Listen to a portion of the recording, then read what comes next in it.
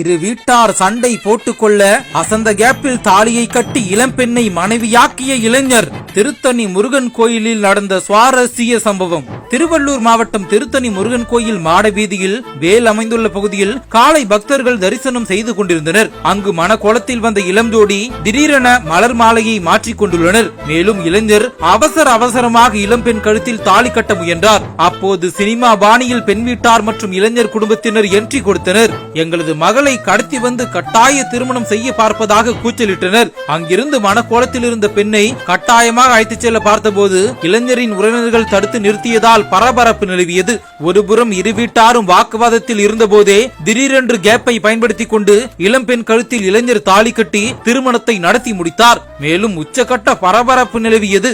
அனுமதியின்றி கோயில் சன்னதியில் திருமணம் தொடர்பாக கோயில் அலுவலர் தகவலின் பேரில் போலீசார் இருவரையும் மகளிர் காவல் நிலையம் அழைத்துச் சென்று விசாரணை நடத்தினர். அப்போது பொதட்டுப்பேட்டையைச் சேர்ந்த சுந்தரம் என்பவரின் மகன் 21 வயதாகும் உமாபதி என்பதும், பொம்மராஜுபேட்டை கிராமத்தைச் சேர்ந்த ஹேமாச்சலம் என்பவரின் மகள் 19 வயது ரீட்டா என்பதும் தெரிய வந்தது. இந்த நிலையில் திருமணத்திற்கு பெற்றோர் சம்மதிக்காததால் திருத்தணி கோயில் சன்னதியில் திருமணம் செய்து கொண்டதாக தெரிவித்தனர். இருவரும் மேஜர் என்பதால் போலீசார் பத்திரமாக மணமக்களை அனுப்பி வைத்தனர்.